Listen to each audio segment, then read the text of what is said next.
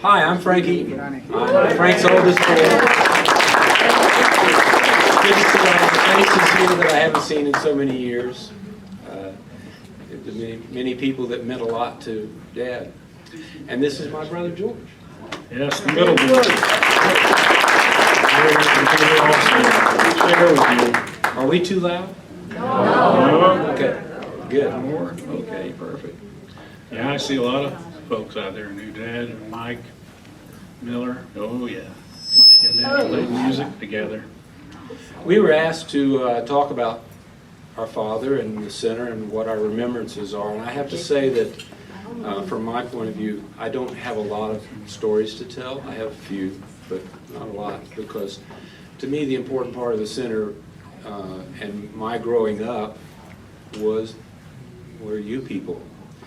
Because whenever someone would come to the center, Dad being the caretaker, he had a tendency to ask people to come over to the house and have supper. And that was a great experience for me, to have so many people come and visit. Growing up here in the South, I didn't grow up. I didn't grow up the way normally a Southern person would grow up, because my mother being Southern Baptist and my father being a follower of Mayor Baba, I was kind of straddling the fence. But I got to meet so many people from all over the world, Australia, New York, obviously, because Gene and Darwin were instrumental in getting Dad to follow Baba, Gene and Darwin Shaw. But, and even though I worked in the center for a year when I was in school, in the 6th grade, I still have very few memories of the things that went on, other than Miss Kitty's smiling face. She was always smiling. And Eileen Coates, who my family dearly loved, and all the other people that we met, Walter and Andy Lesnick and the Hayes and everyone, David. Can't even begin to say how many people here that were dear to the family. So I'm going to let George start off with maybe a couple of stories, and then I'll bounce off of him, if that's okay. Sure. Anything for you, brother. Frank pretty much said it all. Yes, we had quite a diverse upbringing. Of course, most of you have noticed my striking Southern accent, because I kind of leaned that way in my early days. But yes, it was a mixture, because there's this wonderful jazz music, and my dad loved that, and having the experience and being exposed to all this religious dogma and all these Baba people. There's so many talents and so many just wonderful people, and so it expanded my mind. At the time when I was young, I didn't really think about it. I just felt weird. So I tried to distance myself from that as much as possible. And it took a long time before I sort of made peace with how I feel inside and my things that I like. And I'm so grateful now that I had that experience. And of course, it took me years, but I finally did come to Baba, and I turned to him all the time for all of my needs. And I can tell you it's a great comfort. And what more can I say? I let him into my heart. And along with that, I let other people into my heart, and I try to be understanding, try to drop a lot of my ego and willfulness, which is very difficult. I saw my father struggle with that. I know he did for many years, especially with Elizabeth, because Elizabeth was so straightforward and illogical to my father many times. But he would do it. He may grumble and complain, but he would do that. I'm trying to think. With the exceptions of maybe when he wasn't supposed to sneak off and go get a drink down at Watson's or Right. something like that. Walter told me that great story about how Walter had just come into the center, and he was all just full of this, Bubba, I'm here, and yes, I want to follow you to the nth degree. And here was my dad, who'd been there for years, and he was just kind of, yeah, real easy and cool about everything. And in the middle of a hot summer day, he said to Walter and a couple of the fellas, well, let's go down to Watson's, get a cold Pepsi. That would be nice, wouldn't it? Walter's like, oh, gee, we really shouldn't do that, I don't think. And one of them said, well, shouldn't we let Elizabeth know, or should we clock off or something like that? And he was like, oh, no, let's just get in the car and go. So they got in the truck and rode down to Watson's store, which was like a mile from the center. And they go inside and get their cold Pepsis and whatnot, and they're standing there drinking the Pepsis, and suddenly, I think Walter saw Elizabeth drove up right out front. Her timing was always impeccable, let me tell you. Dad slammed the lid of the drink cooler down.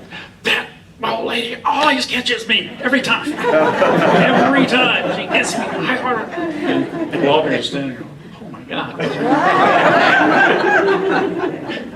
Dad goes out there and he's now Elizabeth, I know we really shouldn't be here now, but I don't see anything wrong with a fella taking a break in the middle of the day and going having a cold drink. It's awfully hot outside, and on and on and on.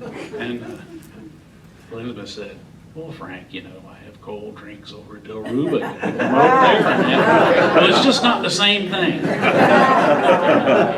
You got to take a break and get out of here once in a while. It's different when you actually leave the grounds. And I don't know what the upshot was about that, but Walter, well, I'm sure it was very funny and very, very, very. They were very taken aback by my father's actions like that. But yes, he and Elizabeth had some hard times. And my mother was no help when it came to my dad, because my dad was a very trusting soul. Yes. And my mother would tend to play tricks on him. Her favorite trick was finding a way to make him think that she had come into money. And if she knew it was April 1st, she would call him up in the center and say, Frank, you're not going to believe this, but we won the Publishers Clearing. You will never have to work again. Come on home. And he would, you got. Call Elizabeth and tell her you quit. Elizabeth, tell her you quit.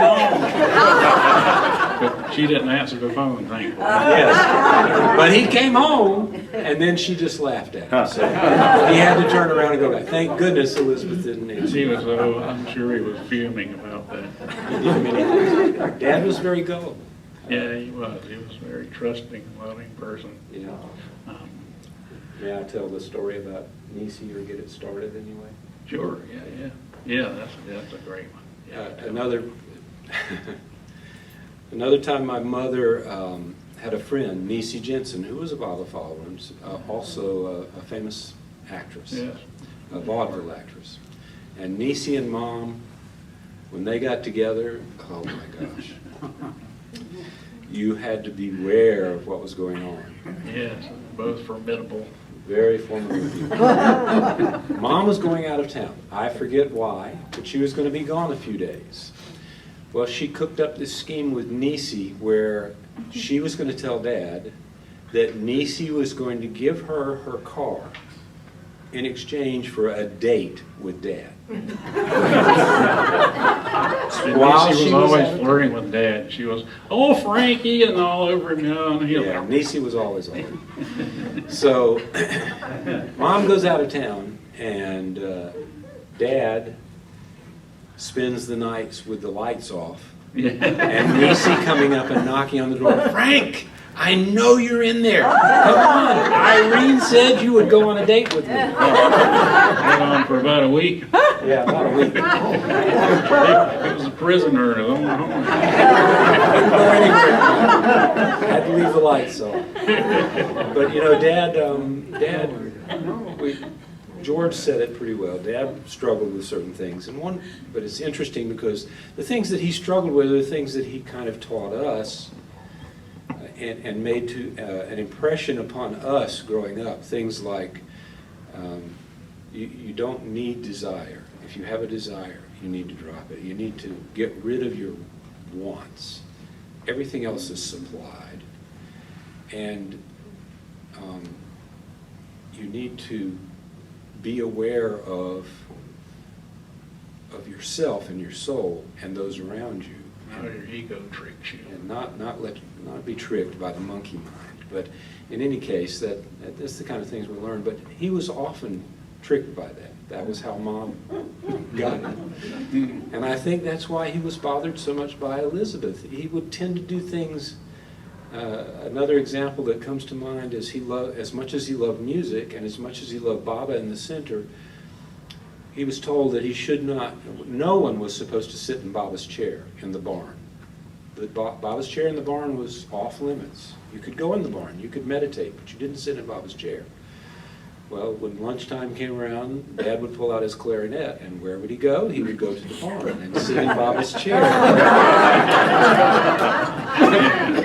Because to him, it was bringing him closer to Baba. To me, it was supplying his desire.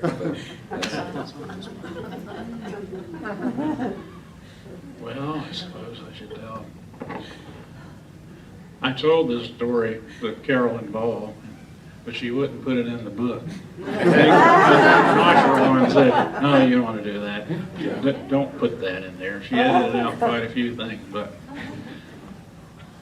when I would come, nothing I like better than to come spend the night with my father, because in those days he was not only the work there all day, he also was the night watchman. So he would do his day's work, he would come home and be with us, and then after we were all in bed, he would slip off to the center and spend the night in the caretaker's cabin and come back in the morning, and he would come in and make us breakfast, lay our clothes out. If it was winter time, he'd put them on the old oil heater, which we couldn't keep on all night because it cost too much. But that's how I'd wake up hearing him striking a match and lighting the heater. But anyway, there was this ritual we did when we got to the caretaker cabin when he took me in, and it was a great adventure there in the dark, with my dad, and I'm holding my pillow, I'm with my daddy, But we'd always park in front of the cabin on the hill, walk down there, and he'd always look over there off the steps to the left before he went in the door. And one time I finally did ask him, "Why do you do that?" And he said, "Oh, I killed a big chicken snake down there one time, making sure none of his relatives would come back." But we'd go in, and generally it was cooler weather, sometimes cold. So we'd get undressed. Dad slept in nothing but a t-shirt, and I don't remember what I had. But the little sink in the corner, he'd go and urinate in the sink. And then he'd say, "Come here," and he'd pick me up. I could put my knees on the edge, and he'd encourage me to do the same thing. And he'd turn on the water, and whip, "Don't tell anybody." Okay, so at some point, I was in there in the summer. I was out of school, and we were down. I do remember we were at the original kitchen, and he was raking around there the road and so forth, and he had the old Ford truck, and he had the trailer, which I think they're trying to rebuild now, a little green wooden sided trailer, and we throw the leaves in there. So I was raking, and went up towards the lagoon cabin, and I thought, "Oh, the door's open." The screen door was shut. That was it. The entrance facing the lake. So what do? I go in there and look around, and I'm like, "Oh, look, a little sink." So I'm like, "Okay, well, I can't get up there." So there's a piece of furniture. I think it's the same one by the door. I'm like, burn, dragging it over, and I'm starting to get up on there. Dad comes flying through the door. He must have. So, "What's going on in the lagoon cabin?" He comes flying in the door. He's like, "Oh, no. Drags me off. Puts the furniture back. He's like, "Get out of here. Go." He saved me from doing that. No telling why. Yeah. Got caught. So, yeah, it was really, really good. But he enjoyed humor. He loved a good joke, racy jokes, whatever. He always had a new one. But I enjoyed so much being with him there because it was so quiet and peaceful, and there was no community back then. The Winterfelds and Marshall Hay and his first wife, or I don't know which wife, but first may have been his 14th wife, I don't know, but they were the first. They were the first community that lived nearby, and that was like in 1970 or something. And the Otts. The Otts came. They came a little earlier. You're right, Frank. The Otts They came in like '67 or something like that. Yep. But yeah, I made $10 helping the movers move Marshall's stuff in his apartment down in Myrtle Beach. I've never seen so much money in my life. But But where was it? I forgot. Oh yeah, being at the center with Dad.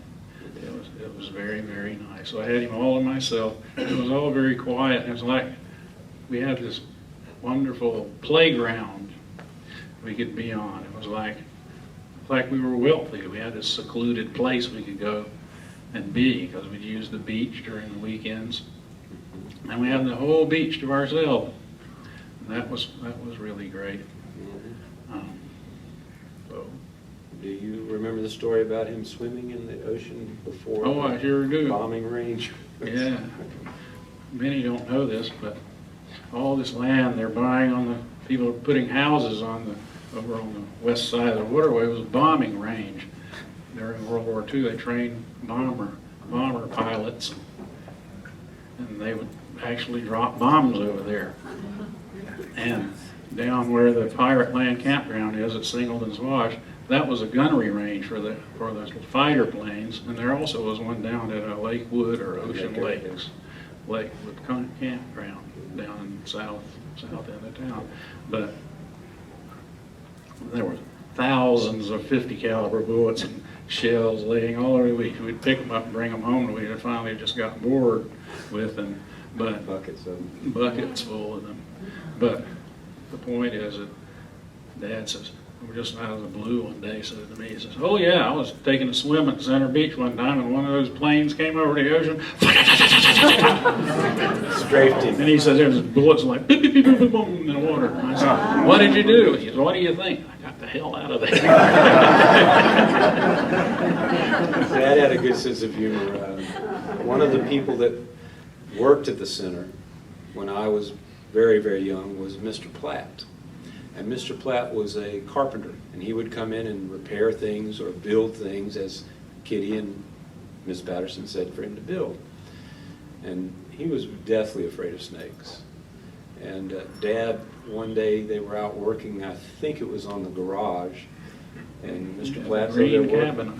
Yeah, it could have been. And Mr. Platt saw a hole in the ground, and he thought, he says, I wonder if that's a snake hole. I've got to be careful of that. So Dad waited for his opportunity, Mr. Platt to be over glancing one more time in the hole as he was wanted to, and came up behind him and reached down and nipped him on the head, which Mr. Platt then flew up in the air.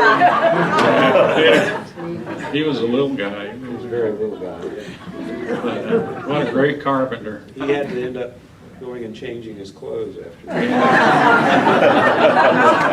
Dad thought it was hilarious. Yeah. Played a lot of tricks on him. A lot of tricks. That old Chevy pickup he had, they put one of those things that smoke and whistle and explode when you start the thing up. He was really upset about that too. Love jokes and tricks. And I'm sure he played tricks on a few of you out there. But see Waller nodding his head. Yeah. Loved to play his tricks. But overall, Dad approached the center in a very loving way. He could have been a famous musician. He could have worked. He worked for the school system as a band teacher and as a driver instructor for a couple of years. But his love was the center. And although financially we didn't get a lot of money and we were poor, that's what he wanted to do, and that's what he did. And fortunately, although my mother grumbled about it, my mother had some sharp words about Elizabeth and the center, overall, she supported him. So we would not have survived without the Chestnuts in the area, who consequently moved to this area because the bombing range was made, because they sold that property to the government, and then with the money that they got, they bought property here on the beach. So we wouldn't have survived. We grew up renting from the Chestnuts primarily, in a house that had originally been a gas station, a single pump gas station. And Dad would fix it up, he would work on it, and I think he learned a lot from Mr. Platt. Oh, yeah, Platt. But he built a bedroom on the one side for us, and then he built a big porch on the back so that he could practice his music with his friends, and they could come and sit on the porch and play music. Of course, in later years, it ended up as being Mom's poker den. As she worked at the Garfield restaurant, and as soon as 9 o'clock came around, she would head over off work when they closed the restaurant, and all the waitresses and kitchen staff would come over to the house and play poker on the back porch until 11 or 12 o'clock, which also bothered Dad, because Dad would have to get up and go in early in the morning or go to the center. Well, this may have been after he retired. After he It was retired. after he retired, actually, and he liked to get his sleep, though. Yeah, he went to bed pretty much early all the time. He didn't vary that at all. And he asked Mom occasionally, can you hold it down? Can you have him not come in the house? Just stay on the porch, you'll be fine. But the waitresses like to come in and get coffee, and of course nobody was going to tell them They no. drank and smoked too. He didn't like that. Yeah, smoked and drank in the house, which he didn't like much. So he set himself a trap. He liked to get up in the evening and fix himself a peanut butter sandwich. So he waited until the waitresses would come and they were playing cards, and then as they took a break and migrated into the kitchen and talking and clattering and laughing. As George mentioned, when Dad slept, he slept only in a t-shirt. So Dad waited for the right moment, walked out of the bedroom into the kitchen, opened the cabinet and reached to the top shelf The peanut butter. which he had strategically placed there. And the waitresses were like, "Oh!"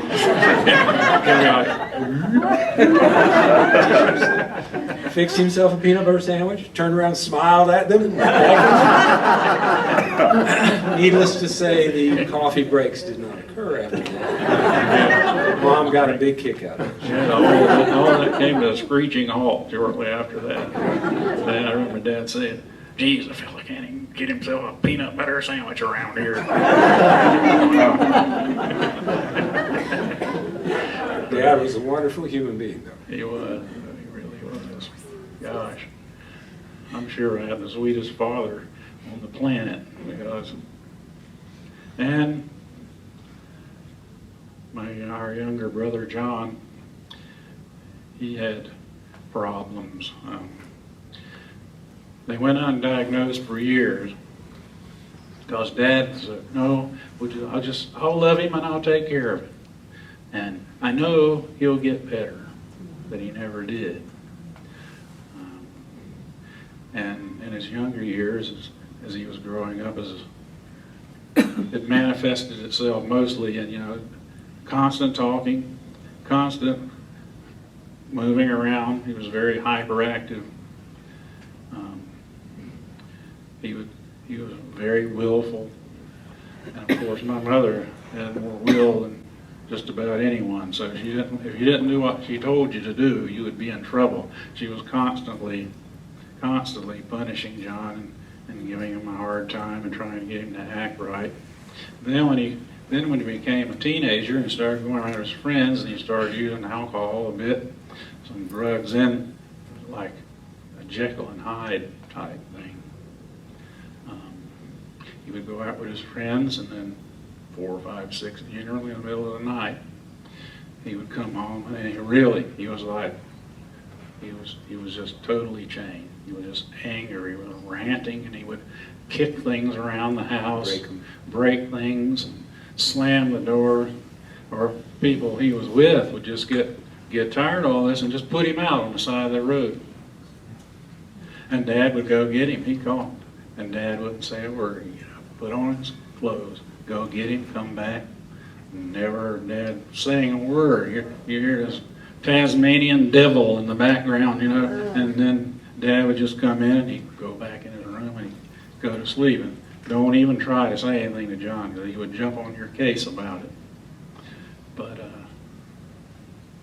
that went on for a long time. Drove my mother and most of us kind of half crazy, but Dad wouldn't let us do anything about it.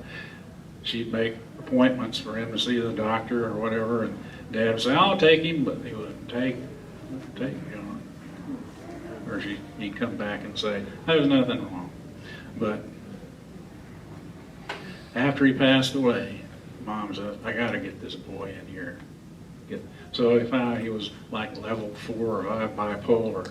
And the doctor said, "You are so lucky. He's 28 years old. Most people would have killed themselves by now." Wow. And which he did try. I saw him stand over the trash can one night. He came in after Dad rescued him and reached up there and got a knife and went, and the blood just, I was like, holy God. And then Mom put tourniquet on both of his arms. He did both. We got him to the hospital and got him stitched up. But but Dad never complained. He never judged. He never did anything. And I was the same way. If I was out somewhere and things weren't happening, you know, things weird or so forth was happening, you could call Dad. "Oh yeah, I'll be right there to get you." And he'd come and get you and drive you home. You really shouldn't do that. You get in trouble one day doing that. But yeah, that's the kind of self-sacrificing person he was. He was very giving, and I don't know much about him because, geez, he was, what, 30, 34, 35? He was 38 or something when you were born, right?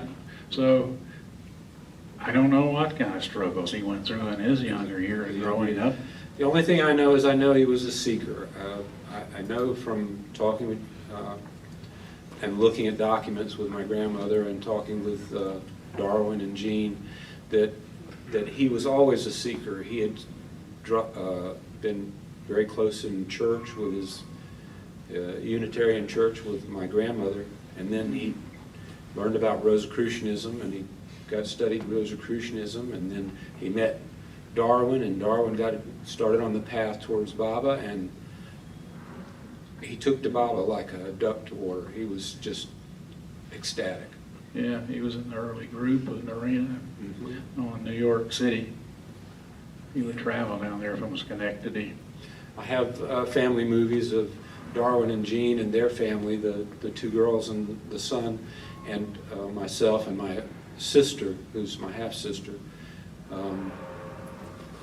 going to my grandmother's house or going out to the Lake George and stuff like that in New York, and wonderful times together. And then there are movies of people like John Bass, who was an early follower, and the Winterfelds, who were such incredible people. Yes, they were. Fred was a crazy driver, though. My mother, "I'll never ride with that man again." You go down the boulevard and you have an old black 49 Chevrolet. They had one of those add-on turn signal things with the big lights, and the thing would tinka, tinka, tinka, tinka, tinka, tinka. And I can remember being in the back seat, Fred just talking 90 miles an hour, tinka, tinka, tinka, tinka, yeah, back and forth. grandma better holding me against the seat.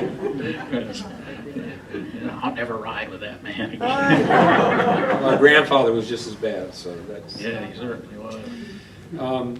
Anybody want to give a story? We don't... We'd love to have some stories. What about Sam Lewis?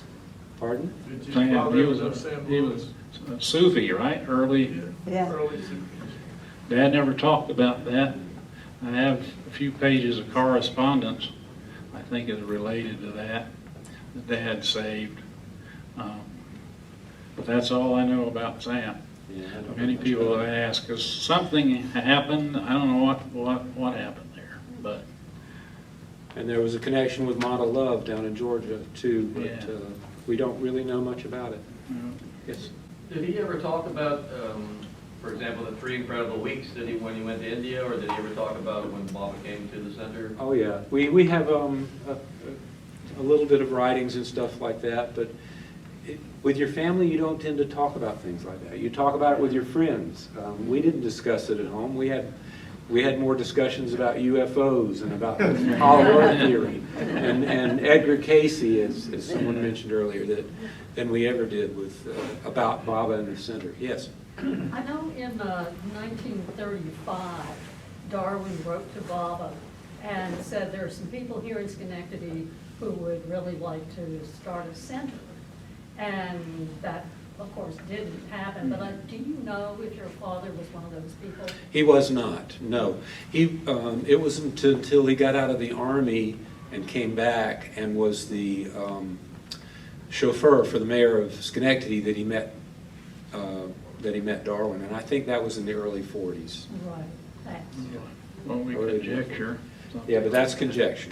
But I Yeah, don't think how so. they met and how they found out they were on the same interest, we Same don't know. seekers. Not sure. Same seekers. Yeah, but Darwin was his Baba connection. Yeah, Darwin was definitely his Baba. Yes, ma'am.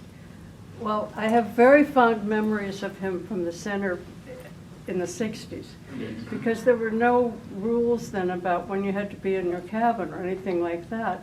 And he would come on at midnight, and we would have hot chocolate Oh, and talk about UFOs. Yeah. He was really into that. He really was at the Did time. Frank ever talk about how he felt the first moment he met Mayor Bob? Was that in '52? I would say that's Yeah, probably physical. 52. Did he ever speak Yeah. about No, his he first never. impression? No. No, but I'm assuming that everybody knows that when he passed away in the hospital, that was his last words. Mayor Bob. Baba, Baba, Baba. I always felt such a sweet presence around him whenever I came to visit the center in the 60s and 70s. He was one of the people I really looked forward to just being around, because he exuded such a warmth and just as you're saying about him. Yeah. I felt it, not being... He loved everyone. Yeah, I could sense that, yeah. Let's see, when I first came to work at the center, I guess he just retired. So then I took it on myself to go and meet him, because I don't think he came to the center hardly at all. No, not And very then, often. so I go to your house from time to time, and I see all of you and Yep. Irene. And then I remember, maybe I read something, and George, some time ago, I was trying to find that, maybe in a diary or something that he made. But he did say it out loud, and I have it right, that Frank said, would be in the 3 incredible weeks. So we took some notes from that. Yeah. And then he would have said, and here's my memory for that, as Baba said, there's never been an avatar as kind, as natural, as humorous as Baba. Right, yeah. Yeah. I think we're going to wrap it up. Oh, wait a minute, we got a few more. David? Yeah, I first came to the center in 1971. That's where I met your dad. And Baba brought up some emotional issues for me while I was there. And I always remember how loving and compassionate your father was. It remains something in my heart that, just like what you were saying. Thank you, David. Mike, I remember one time when I was finally able to pin him down, and as many times as I asked him, what was it like to be with Baba? And in between music, we were always talking music, or Edgar Casey, or the coming flood, and whatever conspiracy was, or disaster theory was happening. And finally, he did say, he said, being with Baba was like, Baba had the ability to instantly melt your heart, whereas it would take, without him, would take lifetimes to do something like that. Baba had the ability to do it instantaneously. That's all I got out of him. Yeah, he didn't want to talk much. Many people wanted to come and talk to him, and he would disappear.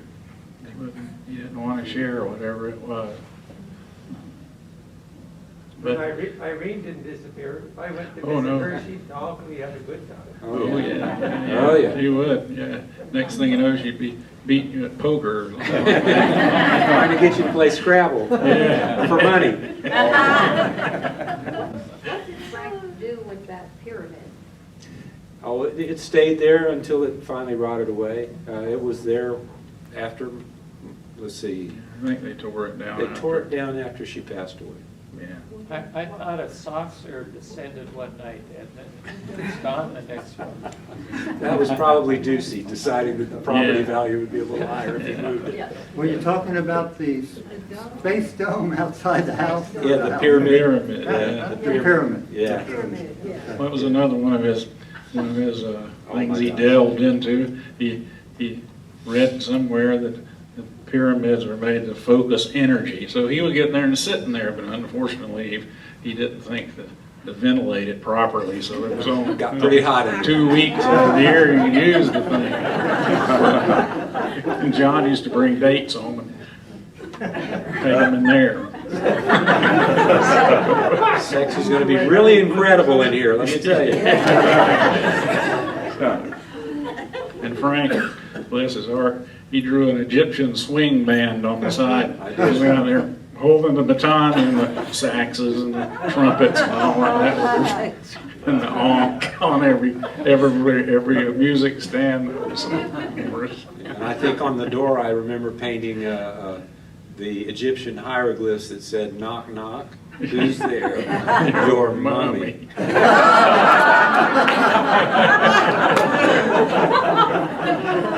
So you see, that was our dad. He loved it. He loved humor, and he loved being light about things. But no, you could pry things out of him. He didn't want to talk about anything much.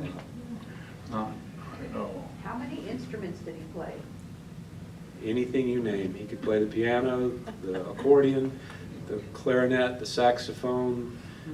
I don't think he played the trombone, but No. Violin. he played the violin, which was, of course, what he was taught. He was a 10-year classical So violinist. good on that. He was wonderful on violin. He was second violin in the Long Bay Symphony when it first started. When my father came to the center to visit, they both played together at one point. Awesome. No, that's Yeah, on interesting. stage, I think. And he I've seen loved to him play. Yeah. Practice, practice, practice. Yes, sir. To talk about the 54 visits to India, the 2 incredible weeks, your father was there. But he- Three. But he didn't talk with us very much about it. No. I can remember him going, and I can remember him bringing me back an elephant made of a water buffalo horn and things like that, and small trinkets, which Yeah. I still have at the house. But we didn't talk much about it. Dad took me to the center when Baba was here, and my remembrance of it is Baba was sitting on the bench by the steps that go down to the boathouse at the kitchen. And he was doing his little candy trick of the prasad that he would throw to the children while he looked at a different direction. Well, I was wiry and skinny at that time, wiry and skinny and very fast. And as he would look this way, I was pretty sure he was going to throw that way. So I was poised and ready, and I would grab the candy before it reached whoever he was meaning for it to go to. And of course, Dad's standing behind me, watching me, and then Baba looks this way and throws this way, and I'm grabbing. I probably got 4 or 5 pieces that way. And Baba was like, and says to Dad, "He's had enough." And my father, being my father, took that as a very good thing. And I did too. And it's true. I got so many blessings from the center and from Bob. It's true. But I don't think you can ever have enough. All right. Any more questions? Any more tales? Well, I'd like to just make a comment or two, if I may. Yes, please. Frank's sense of humor was really incredible. And it flowed throughout his whole existence. And I remember, because Barbara's here in the audience, she'll remember this too. One day, when he came up to the place right next to the refectory we called the storage area there, he found one of these little, what do you call them? They just crawl around. Animals. Like a lizard. Animals. Carolina animals. An animal. They change colors, right? Green, brown. Yeah, they're not big, they're pretty small little guys. Yeah, so anyway, he took this and then he got in the truck. So I'm right outside with him, and then he's starting to go down the truck. And then I looked around and I saw Frank put this right here on his ear, you know, right on his earbud. And I said, "Frank, what are you doing?" He said, "Don't worry, don't worry, don't worry." And then he rushes on down to the original kitchen. He gets right in front of the original kitchen. And then Malcolm and Barbara were down there working. Barbara comes out, and Frank's looking around. And he said, "How you doing, Barbara?" You know, trying to egg his face around so she could see. And it took, I don't know how long, but it took a little while for Barbara to finally see that this little guy was right on his earlobe. And then of course Barbara said, "Oh, Frank, that's just you." And that's the kind of humor that Frank had. And also I'd like to say, his great love for music. He had an incredible love for music. The big band music, whatever it was. And you had mentioned trombone at one point. Well, when I first came to the center, once Frank knew that I played the trombone at one time, he insisted that I get one. And so I did. And I didn't know what in the world I would do with this, other than you know, Frank was like a friend. So I would have done whatever I could for Frank. And I know he was like a genuine friend for all of us there. So I get this trombone, and as soon as I get it, you know, he looks it over and all this. You know, he put the order in for me. I assume I paid for it. And we got it. And then he said, "Well, we're going to play here down at Pine Lodge." I said, "Pine Lodge?" Yeah. At that time, you know, at first, it was supposed to be in the library. In the library, I said, "Well, how can we do that?" He said, "It'll be fine, there'll be no one there, we'll just sneak in there and we'll play the trombone." So that's exactly what he did. I mean, and so I started to learn a little bit more about my own abilities to play, and Frank would be on, did he have a trumpet or something? I can't remember what he played. Probably had a trumpet or a cornet or the saxophone. The yeah, one of them. I mean, because he had so many different instruments. And we went on for, you know, some time with that. And then when I decided to give it up, after I got married later on in my life, and we opened Rainbow's End, which was a place down in Myrtle Beach where we took all of our belongings. There were the treasures and the giveaways for everyone else to take their treasures too. And that's how we supported CVS. So that's a whole nother story. But this time, when Frank knew that I had taken it down, someone must have mentioned it to him. He went right down and bought it. I have it. Welcome to have it back. I never knew what happened to it, but I thought of that when you had mentioned that. Really, if you can have it. I can never go back to the trombone, please. Hang a lamp out. But I think you should keep it for Frank's sake, if you ever decide. Well, that was his great weakness, was musical instruments. Yeah. My mother would say, if he brings another one of them musical instruments in here, I'm gonna throw them out there. We thought he was building the back bedroom for us, for the boys. Well, he built a closet on the back wall of it, which spanned the whole back wall and was 3 feet deep and had shelving on top of it above the doors so that Mom could not see that he had piled clarinets, saxophones, accordions, auto harps, you name it. They were all hidden away behind music up there. How did your parents meet each other? My mother was from Green Sea, and my mother was a waitress that waited at a place called the Cozy Corner.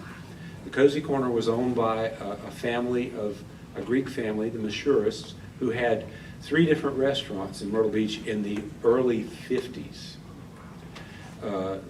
even in the 40s. So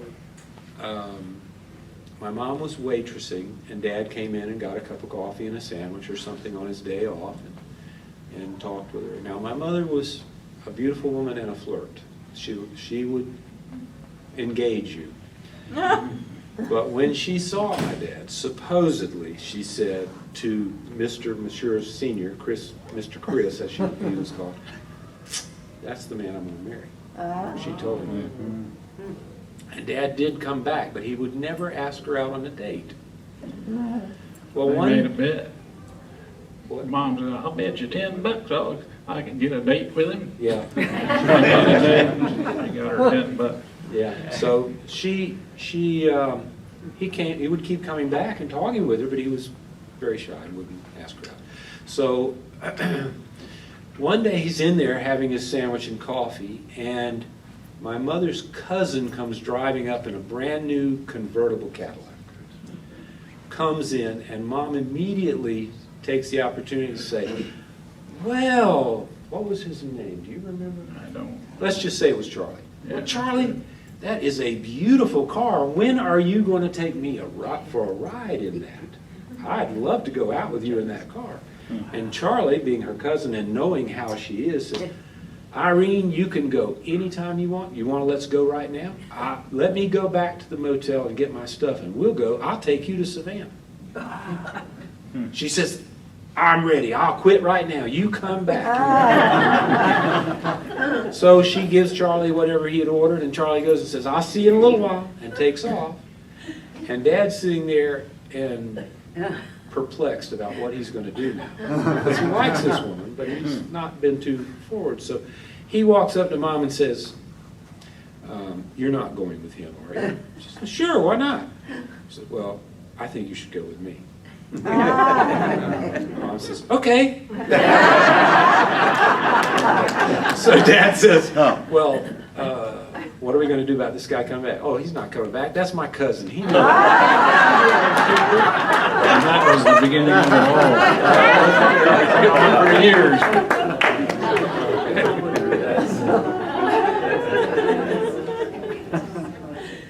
She was good. Yeah. She could get the job done one way or the other. You know, Irene, to me, was pure gold. Yeah. I know that she complained about the pain, rightfully so, she needed to, with everything going on. But when Laura Delavine died, she came right up to the house with no questions asked, brought her cleaning pail, everything, and spent hours in there cleaning the place up, knowing that people would come over. She was a true friend. You were her friend? Or Niecy Jensen, by the way, I mentioned Niecy Jensen earlier. Niecy Jensen did give Mom the car, her car, and bought a new one, and gave Mom that car, because that's how good a friendship they had. Yeah. George, did you meet Baba on the center? Yes, in '58. Any news? I wasn't quite 3. It was during the children's Christmas party right there by the caretaker cabin. Dee Dee Eaton snapped a picture of me. Bob was holding my face and giving me a kiss on my cheek. But I don't remember, because it was not a protracted time. You didn't get to spend a lot of time with him. It just, and away you went, because there was a big line. But he did give me a prasad, and I started to eat it, and Dad's like, no, let me. And I can remember walking around to the entrance side of the caretaker's cabin, going like this to my dad. And he said, "Oh, I'm going to give it to you." He took his pocket knife up and he broke it up because it was pretty large and he didn't want me to choke. Hard candy. Yeah, it was hard candy. So then he gives me a little piece. I'm like, it was a lemon drop. I don't think any 3-year-olds was like a lemon drop. And Dad's like, no. Oh, God. So he ate it himself. That's what I remember. You have a favorite caretaking story? Mhm. Caretaking story when he was... There wasn't much excitement around my house, but occasionally there were things kind of exciting for a young boy when I'd be hanging out with Dad. And one night I went to stay with him, and that was all so nice. He'd open all those windows around there, and we'd get on the bed, and I remember he saying, "Now, get the sand off your feet," and we'd get up in there, and he had an electric blanket, and it was just like heavenly there to sleep, and you could hear the wind sighing through the trees, and then the ocean in the distance. But we got up one morning to leave, and stumbling out in the truck there by the cabin on the hill with my pillow, and we hear this I think somebody's hunting on Gator Lake. So we got in the truck and went down there, and then it wasn't a picnic table and all that, and shrubs under the trees and all. It was just a little narrow path that disappeared off of the road right in that curve. So he's like, "You wait in the truck." I'm sitting in the truck, and he goes, "Long time gone. I'm freezing." Finally, here he comes back. This guy and shotgun and ducks, and both of them are soaking wet. They got in the truck, and he said, "Well, sorry, I have to take you in. This is a sanctuary, state sanctuary, and there's no hunting here." And the guy's like, "Yeah, I know." So we took him up to Watson's and handed him over to Watson's. But the story was, Dad startled the guy, and he had on waders with the hip waders, and he jumps in the lake. So he was drowning. Dad got trying to get him out. And he was probably drowning. So they were both freezing then. Years ago, Adele and Virginia Rudd both told me, independent of each other, that Mayor Barber had revealed to Narina that the actual avatar tree was living on scent. It was somewhere on the 500 acres. Did any of this ever get to your father that you know of? Because both Adele and Virginia said they didn't know the actual location of the avatar tree, but Barbara assured Narina it actually was there at the time. I don't know if it's still living. No, that being mentioned. When Barbara said that the avatar is not just a man for all men in creation, but a pig for all pigs in creation, spectatus, sparrow.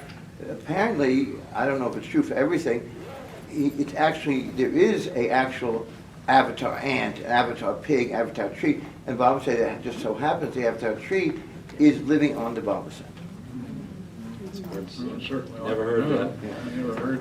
You know what Frank's hardest job was, he told me once? Yeah.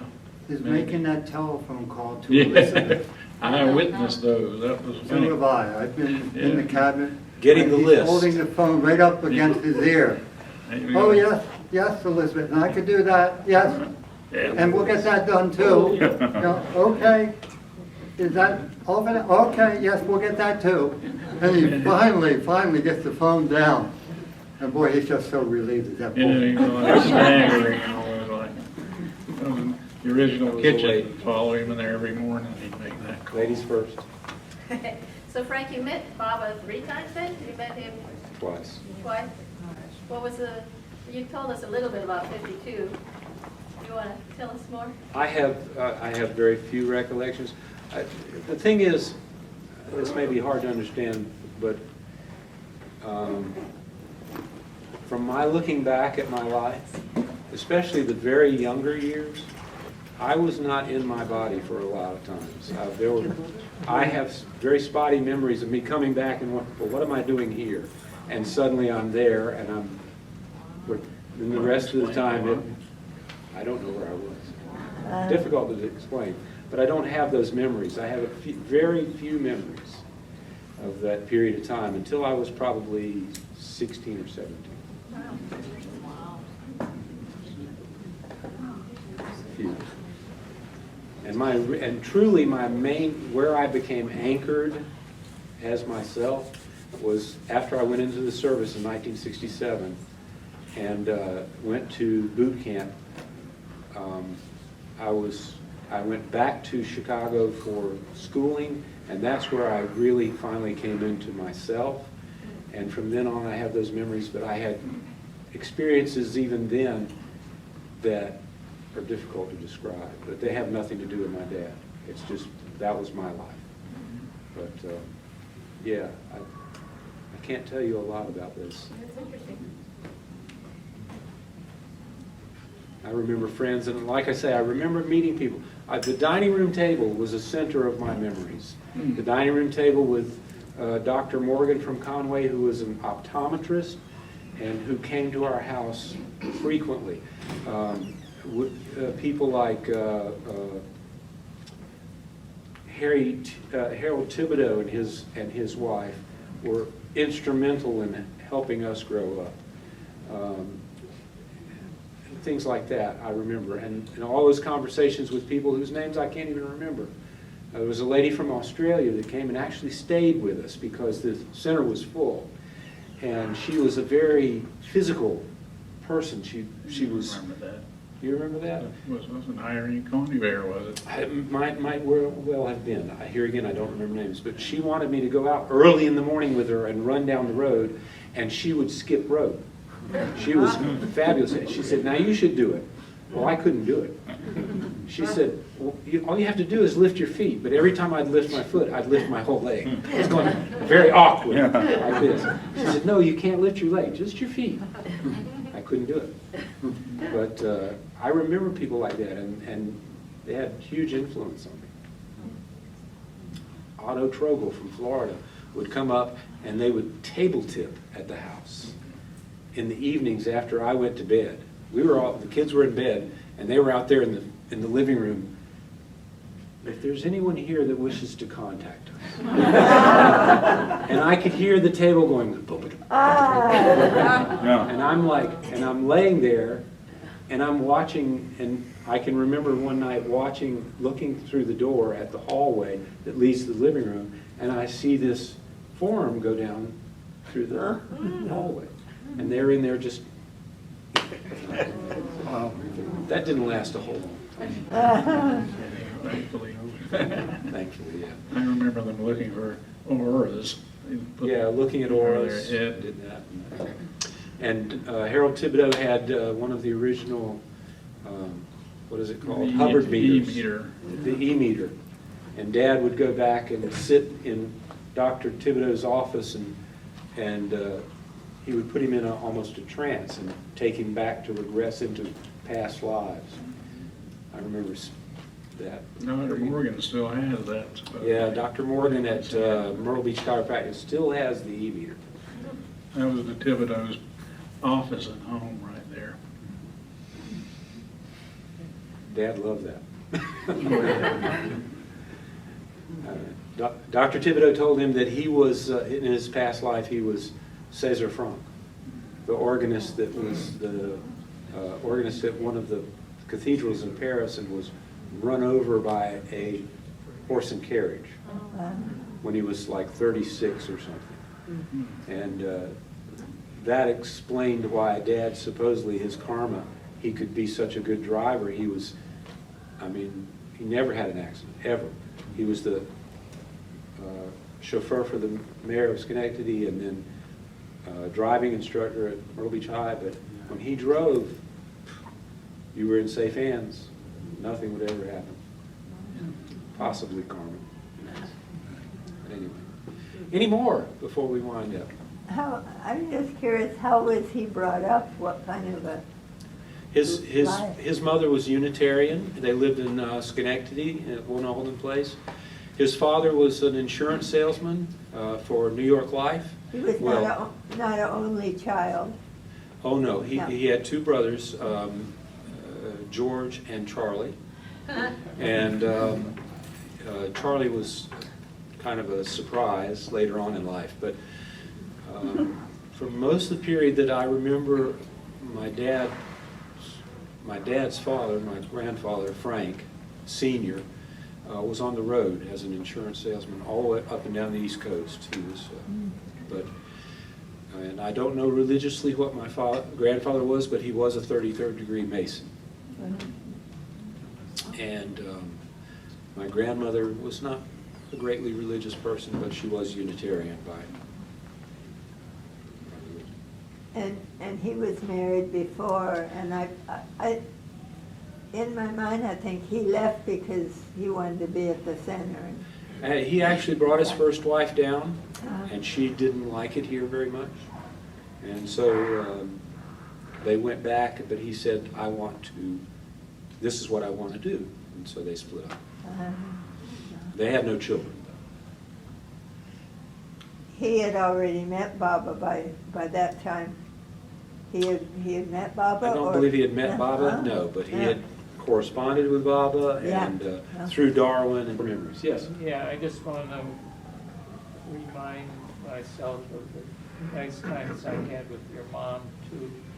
Both your mom and dad, they were a little bit like second parents to me when I came down to visit here. It was a little bit of a home away from the center, just like the hot sauce.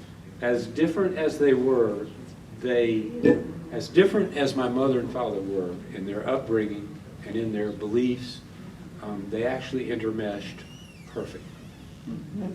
Very loving. Yeah. They complemented each other. They complemented each other.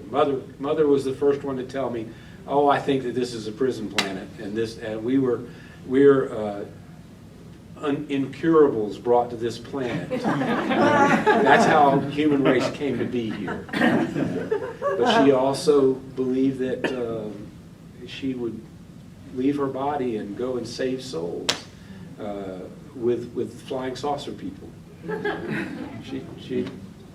She was very unique. I have a lot more stories about Mom than I have about Dad, let me tell you. What about, I've heard a story where, like, Elizabeth was coming around the center and Frank was chatting with fellow workers, and he said she was coming or heard her driving up, and he jumped in the closet. And I don't doubt that. She took her time. She came into the cabin and she was checking the silverware and everything. She might have known he was in the closet, you know. It's probably, she probably did, yeah. Her Her timing was always impeccable, really. I think I heard that story. I think there's some truth to that. Mom did get Elizabeth one time. It had to do with Niecy's first car. First she and Mom went down and she picked out this blue 62 Chevrolet, but it was a manual transmission. And Niecy couldn't quite master that. But in the meanwhile, Niecy had to go back to New York to take care of some business or something. So she parked the car in the garage right straight out the front door from where they have the firewood now. But I think it was only one hole for a car then. May have been more, I don't remember. And Mom had the key, and Mom was giving Niecy driving lessons. So Mom was, responsible for the car. But anyway, Mom went by there one day to check on the car and saw it had been moved. It was sticking out farther or something like that, or it was crooked in the slot. So Mom straightened it up, and then she checked on it later and it had been moved again. I guess she never thought to look at the odometer, but she did notice it had been moved. So she called the Aruba and talked to Elizabeth. Said, you know, there's this car, someone's using this car, and you're like, no, Irene, no one's using that car. So Mom said, yes, it is. I came by there, and it's been moved. And Elizabeth said, well, I went in there to get something out of the shed, and I just shoved it over with my body. Mom said, Elizabeth, you know, that's a bunch of hooey. And someone there has a key to this car, and I want it. I'm coming to get it right now. And she left and drove down there. Well, she's coming up the steps to Aruba. The door flings open, an arm comes out with a key. Blink. Never saw anybody. Didn't see who it was. Mom got the key back. And I'm sure Elizabeth knew not to mess with my mother. What did your mother think of Baba, do you know? Oh, Depends on what day it was. yeah, well, she was raised in a very, at first she told me she liked Baba. She was drawn to him. And everybody has a different path. But Mom came from a very, very strict Methodist and Baptist background. Many of her uncles and her great-grandfather and grandfather, they were all ministers. But in the South, and this still happens these days, there's still people who follow this. There's a hierarchy. The men are better than the women, and the women are supposed to be somewhat servitude to the men, subservient to the men. So Mom could never quite grasp that. She didn't like that. She chafed at that. She couldn't figure out why. She could work in the field like a man behind a plow with a mule pulling it, or the other end of a cross-cut saw, and chop, split wood, stack it, and take it up for them to use, and do anything a man could do. Yet, she wasn't good enough to sit down at the table with them and eat. That's on Sunday dinner. She said we'd leave church on Sunday, and the women all had to rush home. The children, the wives, all scattered like leaves of the wind. They had to get home, get Sunday dinner ready for the men. The men would just, you know, yappity-yap amongst themselves, and finally come wandering in the house later on after checking the fields or whatever. And they ate at the dining table, and you didn't touch that food. You put it out there and let the men get what they wanted. And then once they'd had their fill, you take it in the kitchen, and they ate in the kitchen. And that really, really upset my mother. And you couldn't make deals, any kind of financial arrangements with a woman, and they were just like, you know, when I painted the picture, you get the fit. That's the way it was. My mother didn't like that at all.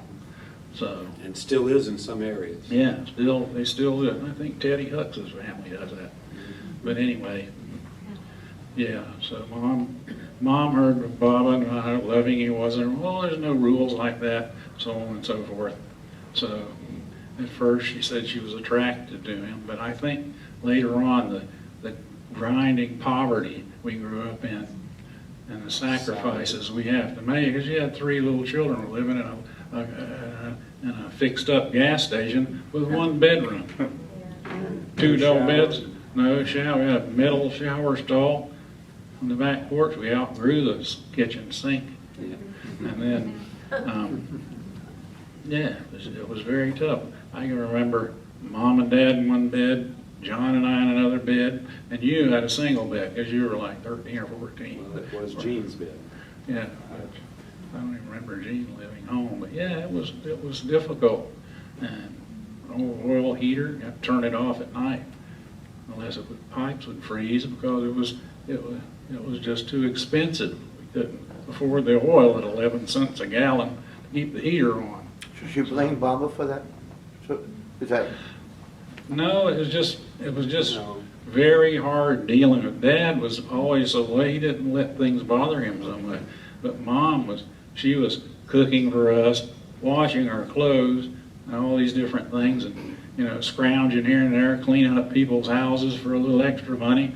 I can remember in 7th grade, I had 3 outfits, and they were all the same. They were just a different color. So she felt that Mayor Baba perpetuated father's unworldliness? I don't believe that she blamed it on Bala. No. I think she probably blamed it more on Elizabeth Patterson Yeah. and Miss Kitty and the situation than The anything else. situation of But it. frustration exhibits itself in many different ways.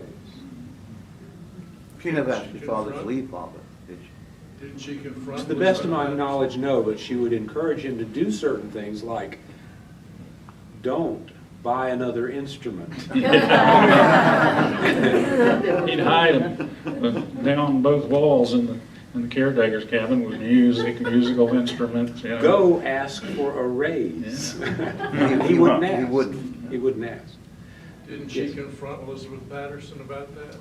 At I'm sure she did, probably more than once. Invited her over for tea? Yeah, she did do that. Actually, Darwin Shaw interceded a couple of times saying, Elizabeth, you need to treat Frank better. You need to do this and do that. And of course, sometimes it would work and sometimes it wouldn't.